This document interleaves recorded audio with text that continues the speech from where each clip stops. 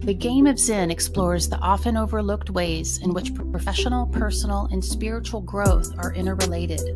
We dive deep into the life teachings of the Buddha and the mindfulness practices of Zen, revealing how they can help us dramatically expand our possibilities for wholehearted work, life, and play.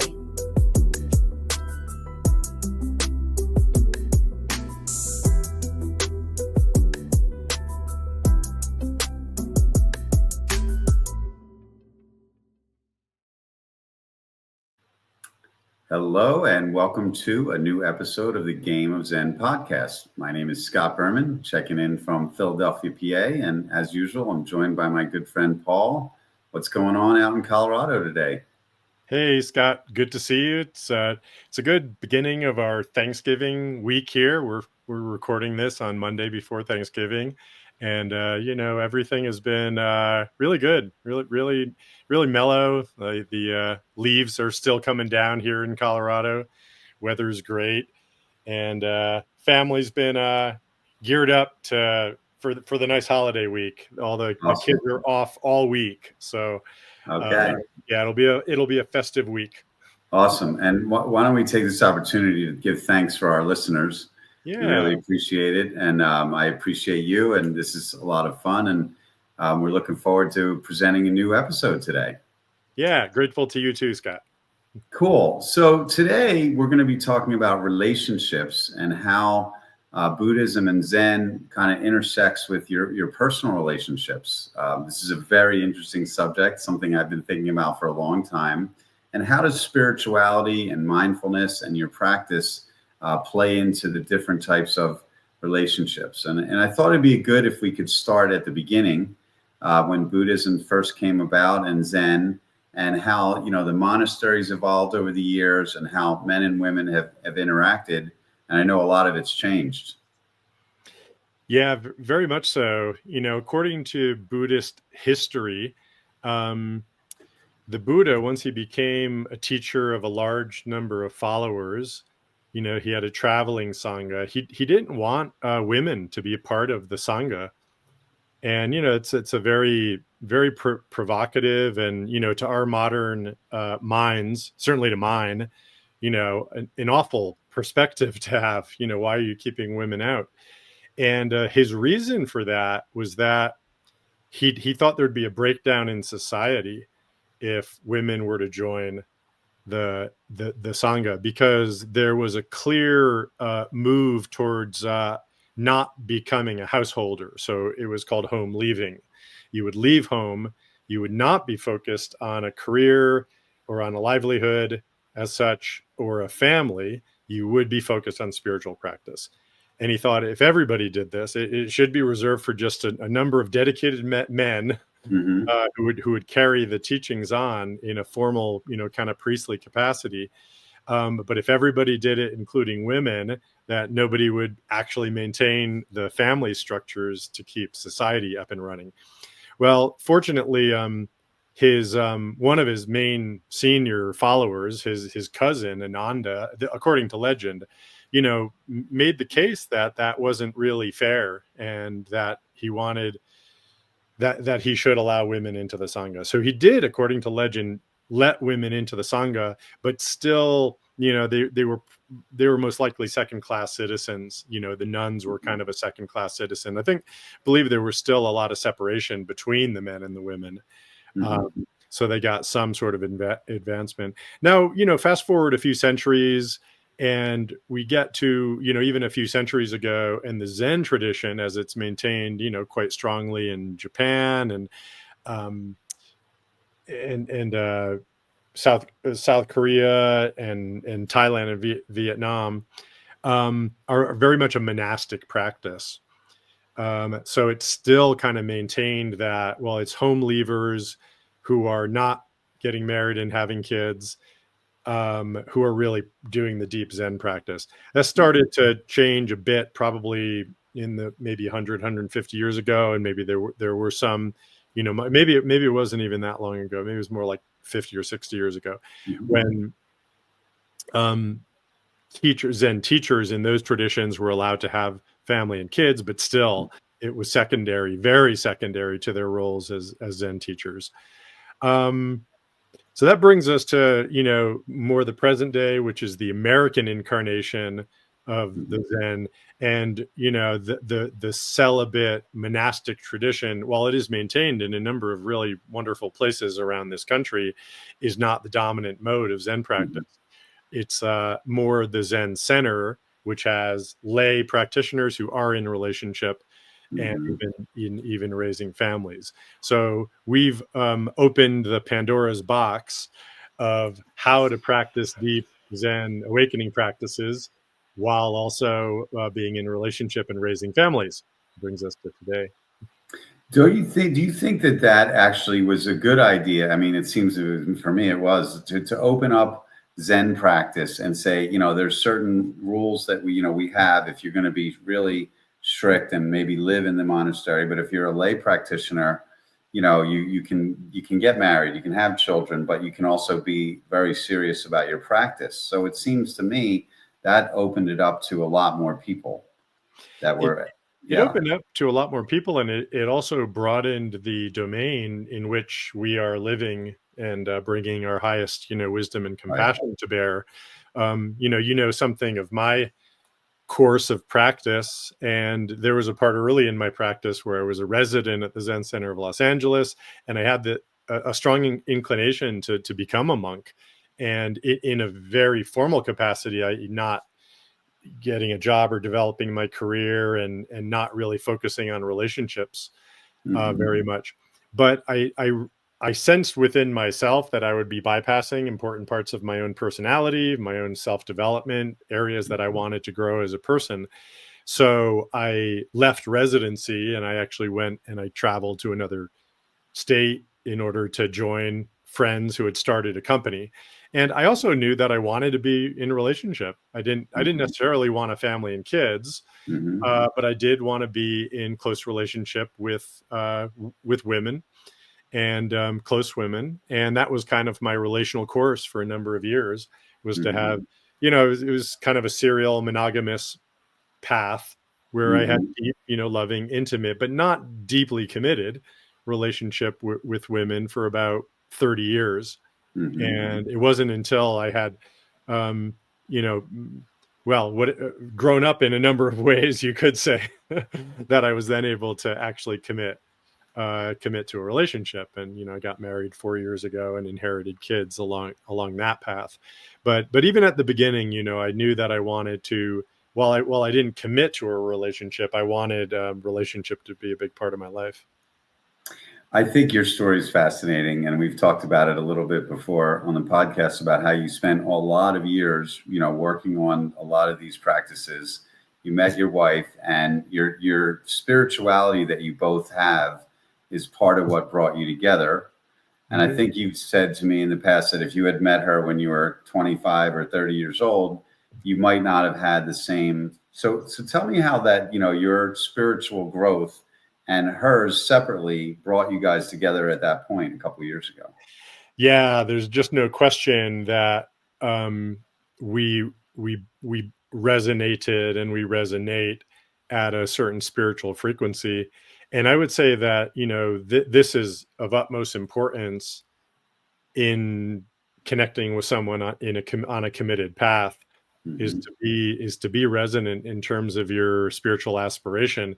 And I certainly had no idea about that in my 20s. I mean, I guess you could say I didn't have myself a high spiritual frequency, but I knew that I wanted a high spiritual frequency. So I would resonate with people who had a similar aspiration. But to me, it's of utmost importance to be at the same level of aspiration, at least in terms of how you want to develop spiritually, to have any sort of compatibility with any partner to go forward. And I wasn't there until I was in my late 50s, or I was in my early 50s when I met Arya. But at that point, I was able to recognize that there was a potential of walking the path, a path with someone else. Spiritual path is a very individual path. So you have to not really be in a pattern of codependency or enmeshment. These things just don't work to serve a spiritual path. They become obstacles in a spiritual path.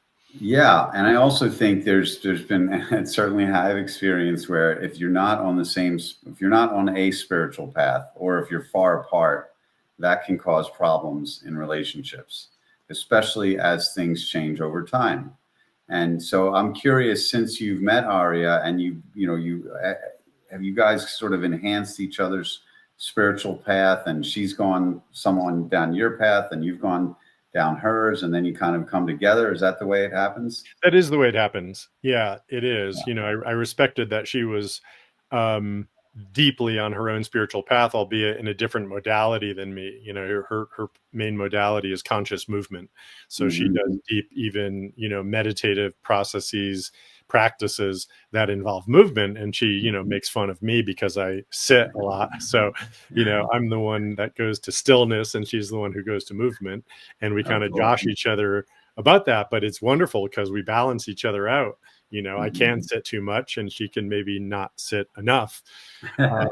So we balance each other out there. But yeah, what you said at the beginning was, it's important to have a spiritual path in order to have a relationship. And I would agree with that. I mean, I don't know if everybody would agree with that. And I'm not saying it's impossible to have a successful, loving relationship if you're not on a spiritual path. I'm not saying you have to have it, but I think to have a deep sense of humility and surrender and exploration of the mystery, which I consider to be a spiritual path, you need that in order to be in relationship. I'm going to say that I think you really do need it. It is essential. And I'm speaking from personal experience, being a divorced person. Yeah. And, I, for sure, one of the things that happened all those years ago was that we were not on the same spiritual path. And I've grown an awful lot, and she was growing in a different direction and wasn't into, the kind of things. And so over time, that gap becomes wider, and you recognize it more. Like, the more evolved I became, the more I realized there was this distance. And that's definitely happens. And you could look at it two ways. You can work to come together and try and get on the same wavelength, or you can find different partners, which happens a lot. I think at this point in my life, understanding that about myself has been a big help. That was a failure, but it's something that I could do better, is find someone that was more spiritual. Yeah. Well, what has your path been like? How has that evolved for you? I just think I feel like I've learned so much about myself through mindfulness and Zen teaching and reading and working with you on this podcast, that I'm more conscious of that in other people. I think I have more compassion, and I'm a better listener, and better observer of the female that I'm out on a date with, and I feel like I can tell relatively quickly if the person is spiritually active. I don't know if that's the right term, but it's been better for me to notice it. I think years ago I might have been concentrated more on some other aspects on the first date or the second date. Now I'm very tuned to the spiritual component. I'm getting better at noticing it. Yeah, it's a part of you that you need to be witnessed and seen, and you want a level of intimacy, I'm presuming. But right, deep conscious relationship is about intimacy, and so you want to be seen and met at that level of your own consciousness. How does attachment work into this situation? Because I know we talk a lot about that, attachment causes suffering, but relationships, are about attachment. And, when you start off a relationship, how much do I get attached? Or if you're fully married for years, you're very attached. And, that could cause suffering, but it also could cause great things to happen too. So how does that play into it? Well, I think relationships are the great test and practice of working with attachments. But it's not maybe the way you'd think it is, in that I'm attached to the person. Mhm. It's not that at all. It's that you're attached to the things being the way you want them to be. Right. And an intimate partner who you're with every day will push all your buttons eventually and not be the way you want them to be, not do the things you want them to do, not meet you in the ways you want to be met. It's guaranteed. So all of your attachments in terms of getting things your way will be challenged. So how do you respond to that? It's I amazing think laboratory. it's believe me, and being single, there's a lot of things like you get attached to the swiping, right, on the dating app, and I hope I swipe, swipe, swipe. I'm attached to someone swiping back, or you text somebody and you want to ask them out, and you're like looking at your phone. Did they text me back? And it's tricky when you're and I'm sure there's a lot of other things when you're married that are tricky too. For sure. But I think that these principles help you build stronger connections and relationships, whether you've been married for years or you're just meeting someone, right? Doesn't that help you even day to day now? Oh, absolutely. It's a kind of the grad school of my awakening practice is to be in a relationship. It really is. It's the absolute, proving ground that you're growing in wisdom and compassion or not is to be in that place. You can be unconscious in a relationship and you can be conscious in a relationship. And I think we have very strong forces of unconsciousness when we're in relationship, to fall into habit patterns, to fall into reactivities, to, go along with our projections on the other person, the way they want to be, stuff from our past, or I guess transference is one of the terms that we're putting onto them. And it's possible to live, to be in a relationship very unconsciously. And that's one of the most painful things you can do in your life, I think. Do you guys plan things together that are spiritual? Like, for example, do you say, okay, we're going to do I know you do some of this, like we're going to do a retreat together and this is the way we're going to do it, or we're going to sit today, or we're going to take this walk today. I mean, do you or is it sort of more organic and natural how you spiritually hang out together? It's pretty organic now, but it's at a pretty, ordinary level, like it's taking walks. I don't formally participate in her practices, and she leads classes and does, work with people, and she doesn't formally attend any of mine. We have an aspiration to do that. And, when we first got together, we thought we would be doing more of that. But the fact is we have 3 teenagers in the house, and that's taken priority over a lot of our, quality time together, in this way. So that's the priority right now for a few more years. But yeah, ultimately it's our aspiration to not only participate in each other's practices, but to develop a kind of teaching modality that combines, my sitting with her movement. My next question was about balancing all the spiritual activities that you guys do and your everyday relationship with you and your children and school and the supermarket and all this other stuff. Like, how do you find time to balance that, to bring that in, so that, obviously more later, but how does that work? Well, I mean, we there's no place for bypassing in my family. Right. We're not going to go and like meditate in order to calm down so we can deal with things. I mean, it's Right. really, we're both committed to being conscious in everyday life. So conscious in relationship, conscious in parenting, conscious in Nice. profession. Any formal spiritual practice is actually, you know, it's not a high priority. Right. It's not the highest Yeah. priority. It's kind of in process is where we Clothes and food are a bigger priority, you think? exactly. Right. Yeah. Yeah. And Gotta love, feed the kids. loving Yeah. connection with each other, right? Yeah, I think I think about mindfulness. So sometimes I separate it, like mindfulness every day and then, practice and Zen practice and formal sitting or reading or studying. Like I even though I live alone, my kids are older, but I still think that I would love to spend more time on the formal practice, but I run out of time every day too. So I think about the mindfulness of my everyday activities and in relationships. How can I be more mindful? And maybe over time you can build in more spirituality, but just being focused and thinking about, the other person is really important, I think.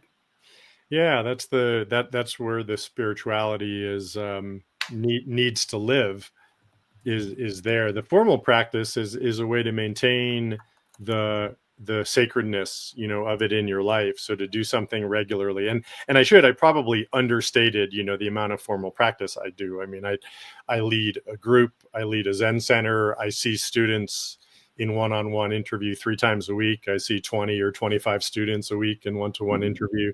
I sit, multiple times a week with them. I give Dharma talks once a week. I do retreats once a month. So it's, it's a level of formal practice actually that is actually quite high, but and it's very challenging to actually maintain a full professional life and family life to keep all that. So your question was about balancing it, and I guess my answer is I have to live that balance. I throw myself into everything that I'm doing and feel out what I'm capable of doing and what I'm not capable of doing. And I've got a partner who's kind of the same way. We just kind of make it work. Yeah, you got a lot of things, including soccer games too, right? So exactly, you got a lot of you got your own stuff too. How do you guys apply these principles to your kids? Do you talk to them about it formally, or are they aware of it? Are they interested? They're aware of it. I don't talk to them about it formally. They're not that interested in it. Yeah. Okay. There was one time when, and this goes back years ago, when the girls, they're twin 16-year-olds, and this goes back about 3 or 4 years ago. I had asked them to be quiet while I had a group sitting here, and one time they didn't, and their mom said, well, as a, not punishment, she doesn't like that word, she didn't use that, but what I want you to do, she said, is you have to attend one of Paul's sittings in the morning. And they were terrified. They just did not want to do it, but they did. They came in and they sat with the group for 10 minutes. Nice. And they got an understanding of what I was doing in there, and they've been respectful ever since. I think at some point when they get older, they're more inclined. I mean, my own journey got a lot stronger when I was in my 40s and 50s. When I was 20 something, I probably didn't want to hear it either. Mm-hmm. But it is, I think you're giving them that you guys have created this home where there's a lot of spirituality, and there's a lot of, very positive karma and vibes and so on. And I'm sure that their personalities are picking up on that. And then down the road, they might be more formal about it, which is cool. Here's hoping. Yeah.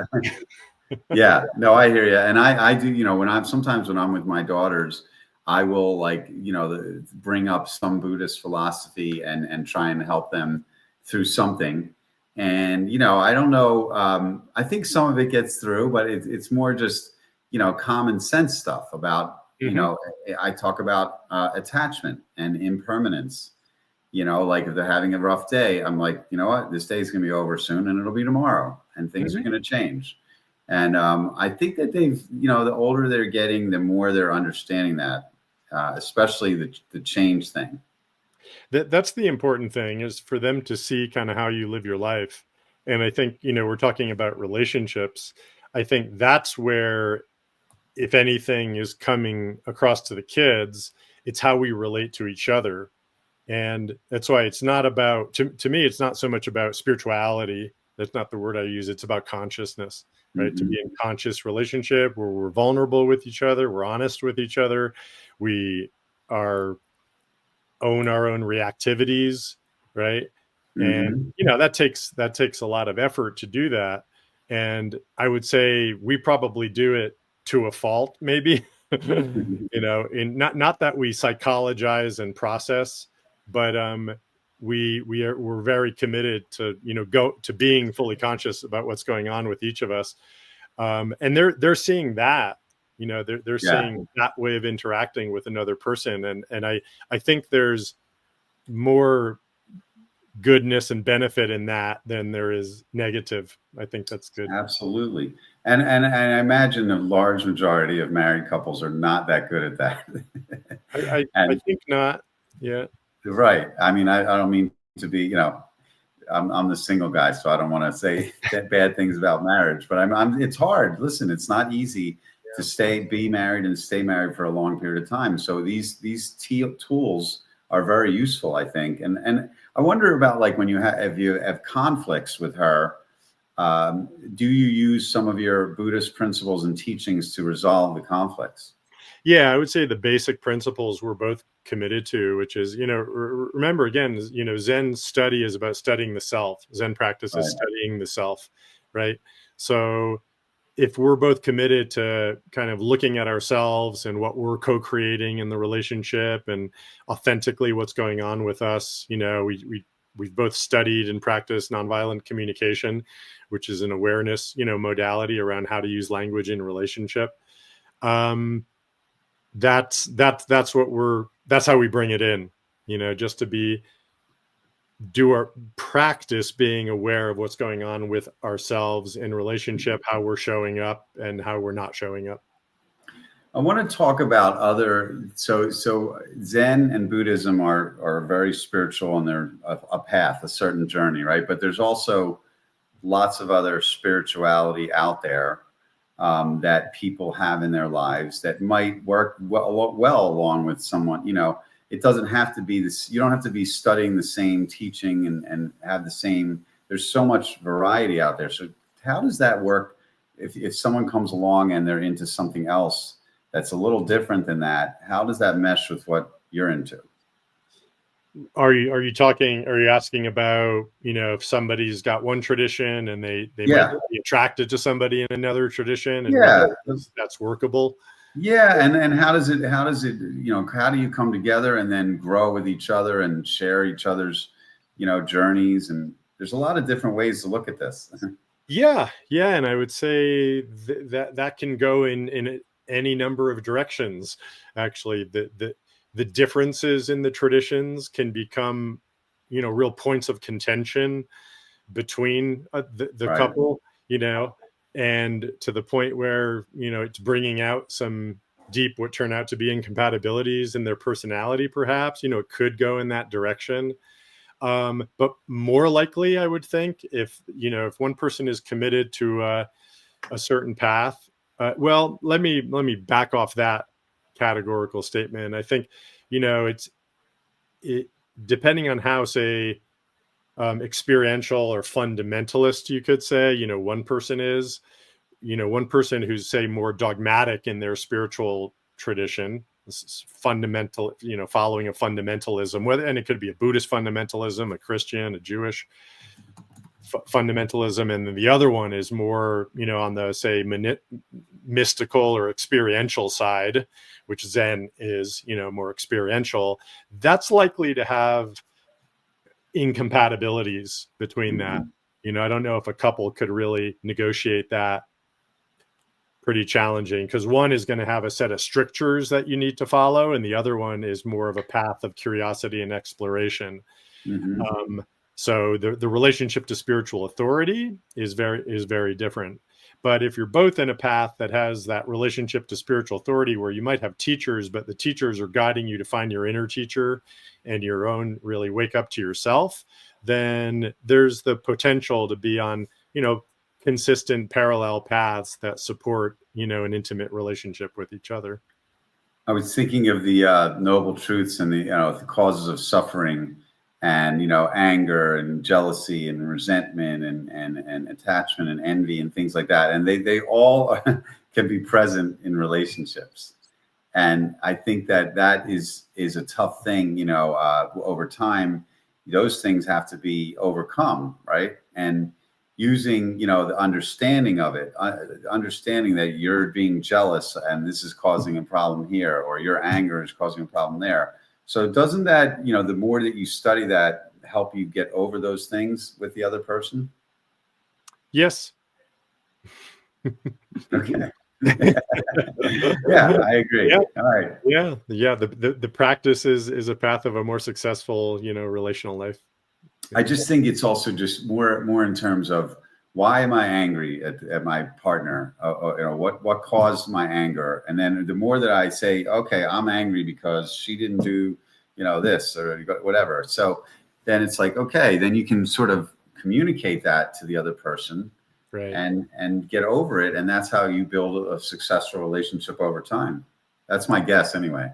Yeah, that's right. That's right. And you're perhaps on a path of, deepening in relationship. I mean, how has your practice, informed that?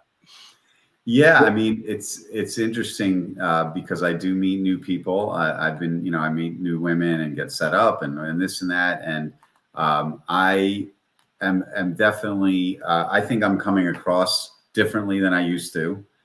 I hear my voice, and then some of the things I say, I do talk more about spirituality very early on.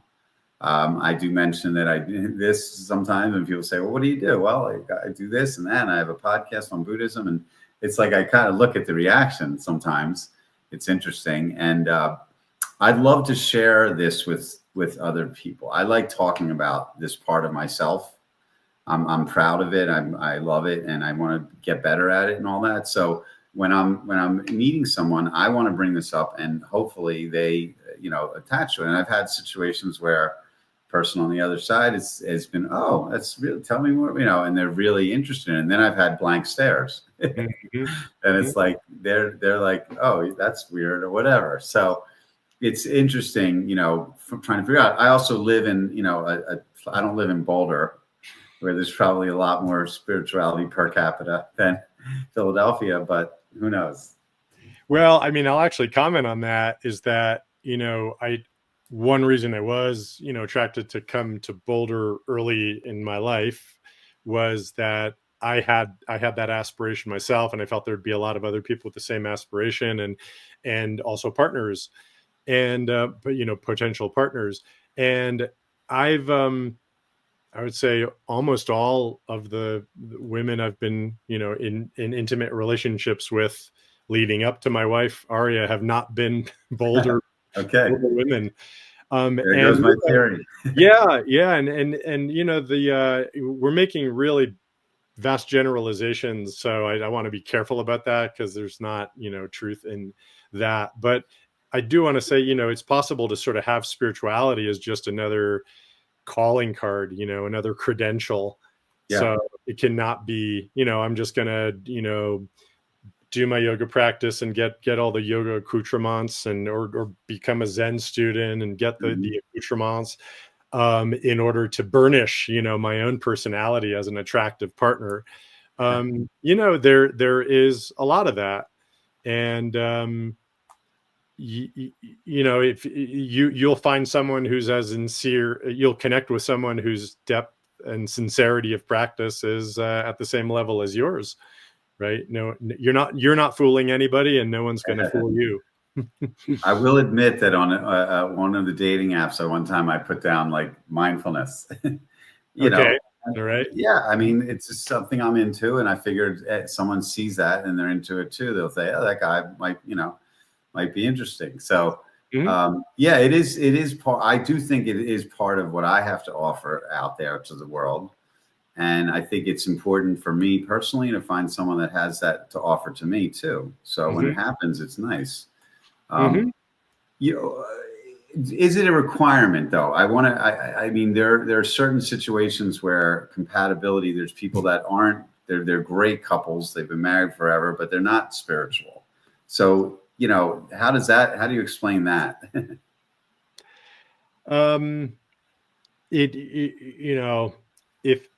If you mean by spiritual, if you mean, as I do, that you're studying yourself at a deep level, and that means penetrating to the mystery of who you are, right? Not like relying upon your known credentials of who you are and how things are supposed to be. I think that that level of spirituality, of kind of humility in the face of the mystery of who you are and what the divine or God or the great mystery of the universe, what that's all about, some humility in the face of that, I think is required to have Yeah. a successful long-term intimate relationship with another person. I totally agree. And I also want to come back to impermanence, partially because this podcast is not permanent and will be over soon, this episode. But I just think with relationships, the things change so much over time, especially if you're together for 20, 30 years. You both change. It's natural. Your kids grow up, you change, you move, this and that happens.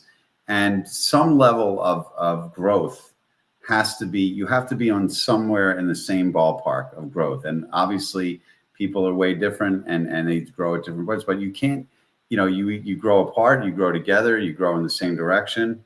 Isn't that really crucial as time goes on, that when things change, that you guys change together a little bit? Yes. Yeah, I believe so. I think you put the focus in the right place, which is that coming to terms with impermanence is a part of waking up and growing up, as human beings. Um, so that needs to be part of your relationship in order for the relationship to grow and to deepen. Yeah. Yeah. Yeah. I think it's important, and I do think it's important too to be among people that are inclined this way. And getting back to like different parts of where you are, like you could have your own in your own home, you could have a high spirituality component. I think the more you go other places that you are in those situations, that the more you meet people that are like-minded. And, it doesn't have to be a Buddhist monastery. It could be a music festival where there's a lot of spirituality when I go see music. And then there's, like religious churches and synagogues and mosques, there's different places there. So I think that if you kind of hang out with more people that are inclined that direction, it'll help your growth. And that's kind of what you do there, right? In your center. I'm a big fan of renewing vows. So that speaks to the impermanence, in a marriage. Now I got married for just over 4 years ago, so I haven't gone that long, but my intention is to, the 7 or the 10-year mark to renew those vows. And I renew my Buddhist vows, the precepts that I took, 33 years ago.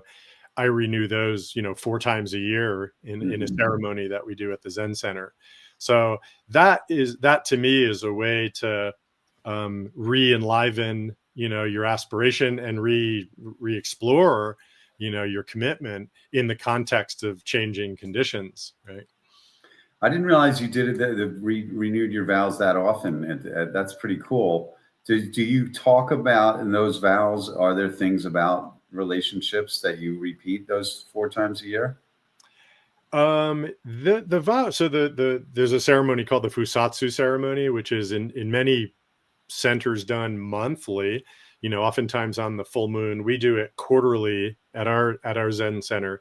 And it's basically going through the 16 precepts, which is what we take are the core Buddhist vows that we take when we take on, the Jukai ceremony, become a Buddhist. So there are some of those, such as that are, I would say they are relational. They have to do with not killing, but also right speech, not putting yourself above others. So in that way, they're relational, but they don't speak to, I vow to be intimate with another person, or I Right. vow to honor another person's path. I would put those into a marriage vow category, right? Not taking Buddhist precepts. Well, that's cool though, that you have the precepts, but then you have your own marriage vows, and they're sort of parallel to each other. I think that's really awesome.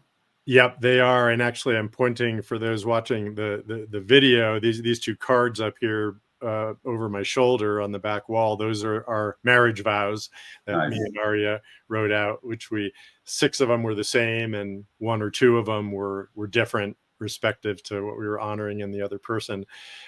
So we put a lot of, consciousness into it. But, as if I had gotten married at 26 or 27, Yeah. it wouldn't have been. How long were you together before you wrote those vows with her? 7 years. Okay, cool. Right. So you got plenty of time to have your relationship grow. And then you said, okay, I want to make this vow now. Yeah. And that's beautiful. Yeah. Actually, awesome. I take it back. It was 5 years. It was 5 years. Sorry. Yeah. 5 years. It's still good.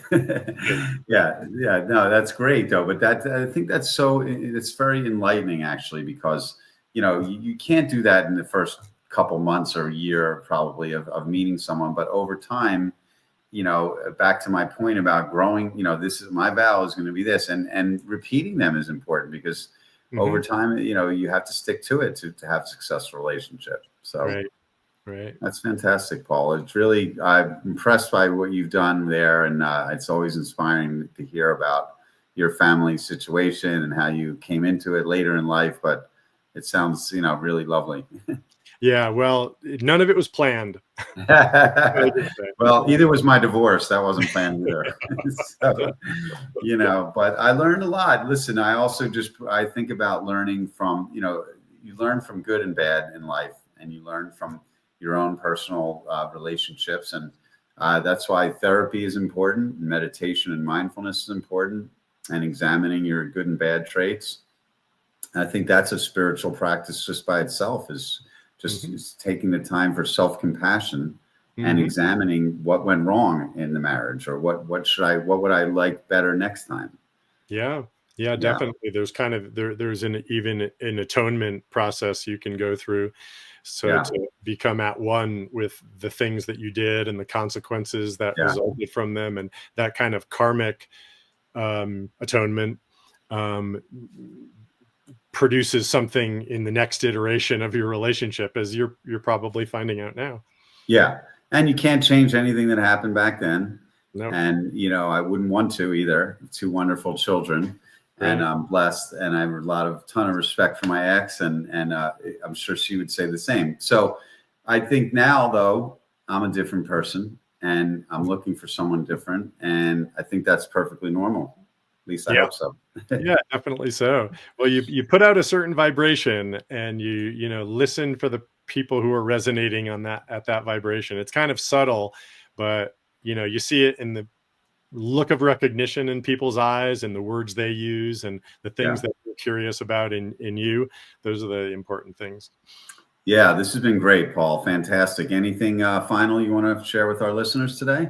Hey, I wish everybody a happy holiday week. And, I hope this has been helpful in terms of everybody's relationships.